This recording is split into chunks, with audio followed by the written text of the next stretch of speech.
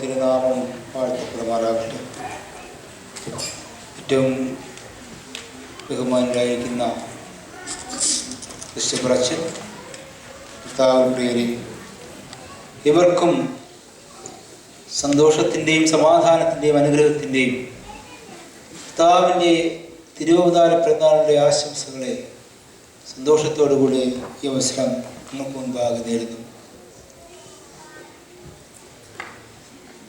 നമുക്ക് വേണ്ടി സ്വർഗസിംഹാസനം വിഴിഞ്ഞ് കൽവറിയിൽ യാഗമായി തീരുവാൻ തക്കവണ്ണം ബെത്ലഹേമിലെ കല്ലടാവിലേക്ക് വന്ന് പിറന്നവനായ കർത്താവായ യേശു തമ്പുരാന്റെ തിരുവവതാരം നാം ഒരിക്കൽ കൂടി അതിന് നല്ല സ്മരണകളെ നിർവഹിക്കുവാൻ തക്കവണ്ണം ഒരുക്കത്തോടുകൂടി കാത്തിരിക്കുകയും ആ സുദിനത്തിലേക്ക് വന്നു ചേരുകയും ചെയ്തിരിക്കുകയാണ്.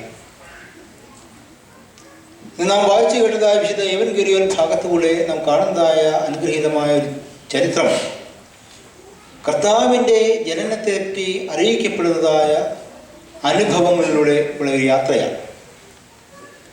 ആ സംഭവം പല വിധത്തിലുള്ളതായ ആളുകൾക്ക് പല വിധേന അറിയിക്കപ്പെടുന്നതും അതിനോടുള്ളതായ പ്രതികരണങ്ങളിലൂടെ പല വിധത്തിൽ അതിനോട് പ്രതികരിക്കുന്നതുമായ ഒരു സാഹചര്യം നമ്മളിവിടെ കാണുന്നുണ്ട്. സർവ്വലോകത്തിനും ഉണ്ടാകുവാനുള്ളൊരു മഹാസന്തോഷത്തെ ലോകത്തെ അറിയിച്ചിരിക്കുന്ന ഒരു സംഭവമാണ്. മലാഖമാരുടെ ദൗത്യം അതായിരുന്നു. ക്രിസ്മസിൻ്റെതായ സന്ദേശം ലോകത്തെ അറിയിച്ചതായ ആ മലാഖമാരുടെ സന്ദേശം അതായിരുന്നു. സർവ്വലോകത്തിനും ഉണ്ടാകുവാനുള്ളൊരു സന്തോഷം അതിൽ അറിയിക്കുന്നത്. സർവ്വലോകവും ആ സന്തോഷം ഒരുപോലെ ആസ്വദിക്കുവാൻ തക്കോണം ഇടയായിത്തീർന്നു എന്നുള്ളതാണ്. മലാഖമാരിലൂടെ അക്ഷരജ്ഞാനമില്ലാതിരുന്നതായ ശിഷ്യ സമൂഹം, ആട്ടിടയന്മാർ, ആട്ടിൻകൂട്ടത്തെ രാത്രിയിൽ മേയിച്ചുകൊണ്ടിരുന്നതായ ആട്ടിടയന്മാർ, അവർ കേവലം ജ്ഞാനികളോ പണ്ഡിതന്മാരോ ഒന്നുമല്ലാതിരിക്കെ വളരെ ലളിതമായ രീതിയിൽ അവർക്ക് ക്രിസ്തുവിൻ്റെ ജനനത്തെ വ്യാഖ്യാനിച്ചു കൊടുക്കുകയാണ് മലാഖമാർ. നിങ്ങൾ ഭയപ്പെടേണ്ട, ഒരു സന്തോഷം നിങ്ങളെ അറിയിക്കുന്നു. കർത്താവായ ക്രിസ്തു ഇന്ന് നിങ്ങൾക്കായി ബെത്ലഹേമിൽ ജനിച്ചിരിക്കുന്നു. സന്തോഷത്തോടെ അവർ സ്വീകരിക്കുകയാണ്. നിഷ്കളങ്കതയോടുകൂടെ മറ്റ് യാതൊരു വിധമായ ചിന്തകളില്ലാതെ, മാലിന്യമില്ലാതെ, കപടമില്ലാത്ത ഹൃദയത്തോടുകൂടെ അവർ അതിനെ ഏറ്റുവാങ്ങുകയാണ്. ഏറ്റുവാങ്ങി ഉടനെ പോവുകയാണ്. പുൽക്കോട്ടിൽ നിങ്ങൾക്കായി ശിശുവിനെ അവിടെ കാണും എന്ന് പറഞ്ഞതായ അനുഭവത്തിൽ ഉടനെ പുറപ്പെട്ട് അവിടേക്ക് ചെല്ലുകയാണ്. മറ്റൊരു വിധത്തിൽ ഇതിനെ ദർശിച്ചതായ ആളുകളുണ്ട്. ജ്ഞാനികളായിരിക്കുന്ന വിദ്വാൻമാർ, അവർക്കിതിനെ ദർശനം ലഭിച്ചിരിക്കുന്നത് കർത്താവിൻ്റെ അവതാരത്തിൻ്റെ ഉദയ നക്ഷത്രത്തിലൂടെയാണ്. ജ്ഞാനികളായവർക്ക് അവരെ ദർശിക്കുവാൻ തക്കോണം വലിയ അനുഭവത്തിലൂടെ, ചിന്തകളിലൂടെ അവിടെ ഒരു കാഴ്ച ലഭിക്കുകയാണ്.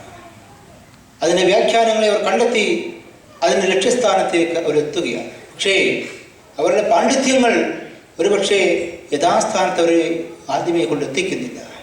അവരുടെ ചിന്തകൾ ഒരുപക്ഷെ ഉന്നതമായ ചിന്തയിലൂടെ അവർ ചിന്തിച്ചപ്പോൾ ലക്ഷ്യമായ അനുഭവങ്ങളിലേക്ക് ചെന്നെത്തുവാൻ തക്കോണം സാധിക്കാത്ത ഒരു അനുഭവം അവിടെ ഉണ്ടാകുന്നുണ്ട്. രാജാവായി പിറന്നവൻ എവിടെ എന്ന് അന്വേഷിച്ചുകൊണ്ട് ഹെരോദേവൻ്റെ കൊട്ടാരത്തിലേക്ക് അവർ ചെന്നു കയറുകയാണ്. ഞങ്ങൾ അവൻ്റെ നക്ഷത്രത്തെ മുകളിൽ കണ്ടു, ആകാശത്ത് കണ്ടു. രാജാവായി പിറന്നവൻ എവിടെ? പ്രിയമുള്ളവരെ, പാണ്ഡിത്യം ഒരുപക്ഷെ നമ്മൾ ലക്ഷ്യസ്ഥാനത്ത് എത്തിക്കണം എന്നില്ല. അവർ മുകളിൽ ആ നക്ഷത്രം കണ്ടുവെങ്കിലും ആ നക്ഷത്രത്തിൻ്റെ യഥാർത്ഥമായ വഴിയെ അവർ യാത്ര ചെയ്താൽ ലക്ഷ്യസ്ഥാനത്ത് എത്തുവാൻ അവർക്ക് സാധിക്കാതെ അവരുടെ ചിന്തകളിലൂടെ അവർ ലക്ഷ്യത്തിൽ എത്തിച്ചേരുവാൻ ശ്രമിക്കുകയാണ്. അവർക്ക് പൂർണ്ണമായ ലക്ഷ്യത്തിൽ എത്തുവാൻ തക്കോണം സാധിക്കുന്നില്ല. എന്നാൽ അവർക്ക് മനസ്സിലാകുന്നുണ്ട്, തങ്ങളുടെ ലക്ഷ്യത്തിൽ അവർ എത്തിച്ചേർന്നെന്ന് മനസ്സിലാക്കിയപ്പോൾ അവർ തിരികെ കൊട്ടാരത്തിൽ നിന്ന് ഇറങ്ങുകയാണ്. തിരികെ കൊട്ടാരത്തിലേക്ക് ഇറങ്ങി വീണ്ടും അവർ ഉയരങ്ങളിലേക്ക് തങ്ങളുടെ ദൃഷ്ടികളെ പതിപ്പിച്ചപ്പോൾ അതിൻ്റെ പൂർണ്ണത അവിടെ എത്തിയിട്ടില്ല എന്ന് അവർക്ക് മനസ്സിലാക്കുവാൻ തക്കോണം സാധിക്കുകയാണ്. നേരെ അതിൻ്റെ ലക്ഷ്യത്തിലൂടെ യാത്രയായി കല്ലടാവിൽ യേശു തമ്പുരാൻ്റെ സന്നിധിയിൽ അവർക്ക് എത്തിച്ചേരുവാൻ തക്കോണം സാധിക്കുന്നു. ചിന്താഗതികളിൽ മാറ്റം വരുത്തേണ്ടതായ അനുഭവങ്ങളിൽ നമ്മളുടെ പാണ്ഡിത്യമാണെങ്കിലും നമ്മുടെ അഹംഭാവമാണെങ്കിലും ഒരുപക്ഷെ ലക്ഷ്യസ്ഥാനങ്ങൾ നമ്മൾ എത്തിക്കുവാൻ തക്കോണം സാധിക്കാത്ത അനുഭവങ്ങളിൽ അവിടെ നിന്ന് താഴെ ഇറങ്ങുവാനും ഉയരങ്ങളിലേക്ക് നോക്കുവാനും അവൻ സന്നിധിയിലേക്ക് എത്തിച്ചേരുവാൻ തക്കോണം ഈ വിദ്വാൻമാരുടെ അനുഭവം നമ്മളെ പഠിപ്പിക്കുകയാണ്. മറ്റൊരു ചിന്താഗതിയാണ് ഹെറോദേസിൻ്റെ ചിന്താഗതി. ഹെറോദേസിൻ്റെ ചിന്താഗതി മറ്റൊന്നുമല്ല, തന്നേക്കാൾ ശ്രേഷ്ഠനായ ഒരുവൻ ഇവിടെ ഉണ്ടാകുവാൻ പാടില്ല. രാജാവായിക്കോട്ടെ ആരായിക്കോട്ടെ, തന്നേക്കാൾ ശ്രേഷ്ഠനായ ഒരുവൻ ഇവിടെ ഉണ്ടാകുവാൻ പാടില്ല എന്നുകൊണ്ട് സർവ്വതിനെയും നശിപ്പിച്ചാലും തന്നെ നിലനിർത്തണം എന്നുള്ളതായ ഉദ്ദേശത്തോടു കൂടിയുള്ളതായ അനുഭവത്തിൽ അതിനെ നോക്കിക്കാണുന്നതായ ഹെരോദ് രാജാവ് കർത്താവിൻ്റെ ജനനത്തെ പറ്റിയുള്ളതായ ദർശനങ്ങൾ എല്ലാവർക്കും ലഭിക്കുകയാണ്. ആ സദ്വാർത്ത എല്ലാവർക്കും ലഭിക്കുകയാണ്. ഓരോരുത്തരും അതിനിപ്രകാരം നോക്കിക്കാണുന്നു എന്നുള്ളതാണ് ചിന്തനീയമായിട്ട് നമുക്ക് ഉണ്ടാകേണ്ടതായ വസ്തുത. യാഥാർത്ഥ്യ ബോധത്തോടെ മുൻവിധികളില്ലാതെ അതിനെ സമീപിച്ചവർക്ക് ഉടനെ അവിടെ എത്തിച്ചേരുവാൻ തക്കോണം സാധിക്കുന്നുണ്ട്. യാതൊരു പാണ്ഡിത്യമില്ലാതെ ലാളിത്യത്തോടുകൂടെ തമ്പുരാന്റെ സന്നിധിയിൽ എത്തിച്ചേരുവാൻ തക്കോണം വളരെ എളുപ്പം സാധ്യമായി തീരും എന്നുള്ളതാണ് അത് നമ്മെ മനസ്സിലാക്കി തരുന്നതായ ഒരു കാര്യം. ഇവിടെ ആ മാലാഖമാർ പാടിയ പാട്ടിൽ മനോഹരമായ ഒരു ഗാനം, അത് വളരെ ലളിതമാണ്, ലളിത മനോഹരമാണ്. അവർ പാടുകയാണ്, അത്യുന്നതങ്ങളിൽ ദൈവത്തിന് മഹത്വം, ഭൂമിയിൽ സന്മനസ്സുള്ളവർക്ക് സമാധാനം.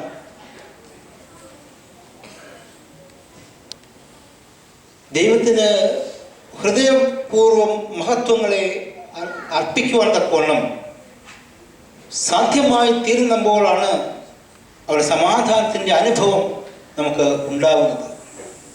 ഹൃദയപൂർവം ദൈവസന്നിധിയിൽ മഹത്വങ്ങളെ അർപ്പിക്കുവാൻ തക്കവണ്ണം സാധിക്കുമ്പോൾ അവിടെ സമാധാനത്തിൻ്റെ, സന്തോഷത്തിൻ്റെ, സംപ്രീതിയുടെ അനുഭവങ്ങൾ വന്നു ചേരുകയാണ്.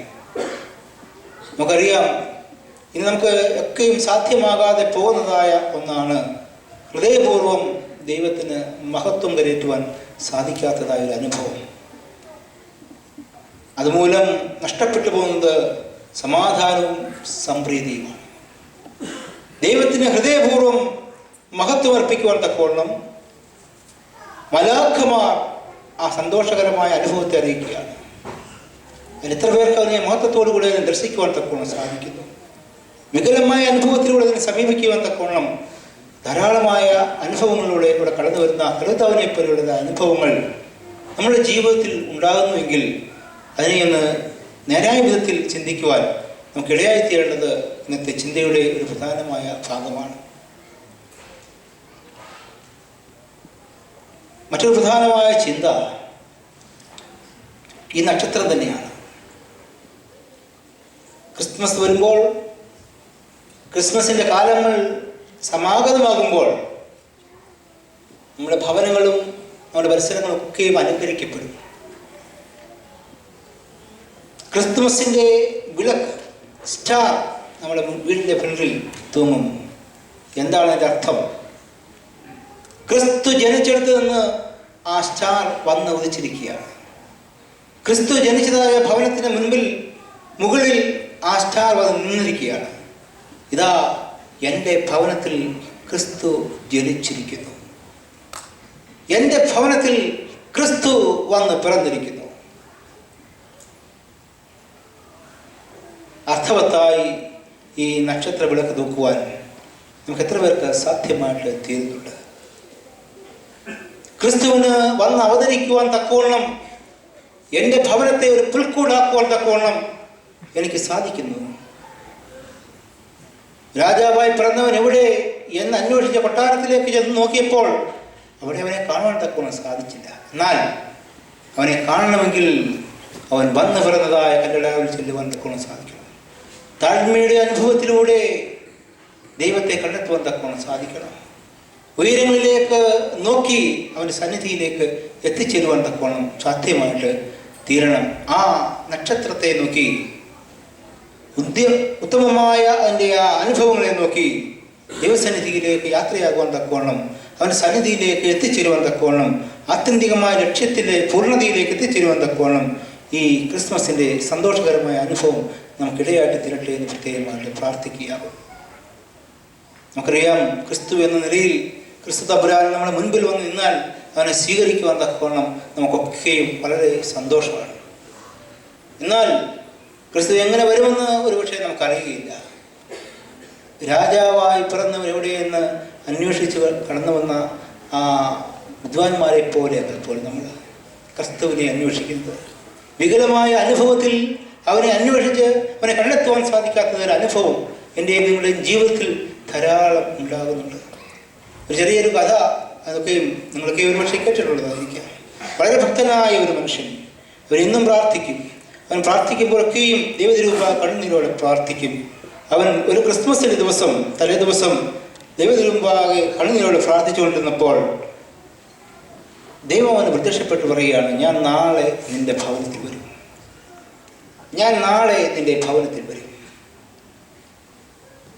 അവന് വളരെ സന്തോഷമായി. വളരെ സന്തോഷത്തോടുകൂടെ അവൻ യേശുവിന് വേണ്ടി, കർത്താവിന് വേണ്ടി കാത്തിരിക്കുകയാണ്. മുറ്റമെല്ലാം അടിച്ചൊരുക്കി വളരെ മനോഹരമായ നിലയിൽ അവിടേക്കും മനോഹരമാക്കി, എല്ലാം അവിടെ വിരിക്കേണ്ടതെല്ലാം വിരിച്ച് മനോഹരമായി ഒരുക്കി അവിടെ കാത്തിരിക്കുന്ന ഒരു അനുഭവത്തിലാണ്. അതാ കീറി പറഞ്ഞ വസ്ത്രവുമായിട്ട്, മുഴിഞ്ഞ വസ്ത്രവുമായിട്ട്, കണ്ടാൽ വിരൂപിയായിട്ട് മനുഷ്യൻ അവിടേക്ക് കയറി വരികയാണ്. വളരെ സ്വീകരണ സന്നാഹങ്ങൾ ഒരുക്കി കാത്തിരിക്കുന്നവന് ഈ വിരൂപിയായ മനുഷ്യൻ അവിടെ കടന്നു വന്നപ്പോൾ അല്പം ദേഷ്യമുണ്ടായി. കടന്നു പോകുവാനുള്ളതായ ആക്രോശത്തോടു കൂടി അവനെ അവിടെ നിന്ന് പറഞ്ഞു വിടുവാൻ തക്കോണം ധൃതി കൂട്ടുകയാണ്. അവനെ അവിടെ നിന്ന് ധൃതി കൂട്ടി പറഞ്ഞു വിടുവാൻ തക്കോണം പലവിധമായ മാർഗങ്ങൾ അവൻ ഉപയോഗിച്ചു. ആ മനുഷ്യൻ മാറി മാറിപ്പോയി വീടിൻ്റെ ഗേറ്റിൻ്റെ അവിടെ കുറിച്ച് നിന്നു. കുറച്ച് കഴിഞ്ഞപ്പോൾ ഇവനിവിടെ നിൽക്കുന്നത് കണ്ടുകൊണ്ട്, നീ ഇവിടെ നിൽക്കുന്നതുകൊണ്ടാണ് കർത്താവിൻ്റെ വീട്ടിൽ വരാത്തത് എന്ന് പറഞ്ഞുകൊണ്ട് വളരെ ബലം പിടിപ്പിച്ചുകൊണ്ട് അവനെ തള്ളി മാറ്റുവാൻ തക്കോണം സാധ്യമായി. വളരെ പ്രതീക്ഷയോടെ അവൻ കാത്തിരുന്നു. കർത്താവിനെ കണ്ടില്ല, കർത്താവ് വന്നു ചേർന്നില്ല. അവൻ രാത്രിയിൽ വീണ്ടും തുറക്കുന്ന അനുഭവത്തിൽ കർത്താവ് വീണ്ടും അവൻ്റെ മുമ്പാകെ വരികയാണ്. കർത്താവ് വന്നിട്ട് പറയുകയാണ്, കർത്താവിനെ കണ്ടപ്പോഴേ അവന് വളരെ ദേഷ്യത്തോടുകൂടി ചോദിക്കുകയാണ്, മനുഷ്യൻ പറഞ്ഞു കളിപ്പിക്കും, നീ പറഞ്ഞാൽ കളിപ്പിക്കുന്നവനാണെന്നുള്ള കാര്യം എനിക്കിപ്പോഴാണ് മനസ്സിലായത് എന്ന് പറഞ്ഞുകൊണ്ട് ദൈവ മുമ്പാകെ സമീപിക്കുവാൻ പറഞ്ഞപ്പോൾ വാക്കുമാറാത്തവനായ തമ്പുരാൻ അവനോട് പറയുകയാണ്. വാക്കുമാറാത്തവനായ തമ്പുരാൻ പറയുകയാണ്, മകനെ, ഞാൻ രാവിലെ തന്നെ നിന്റെ ഭവനത്തിലെത്തി. വളരെ രാവിലെ തന്നെ ഞാൻ നിന്റെ ഭവനത്തിലെത്തി.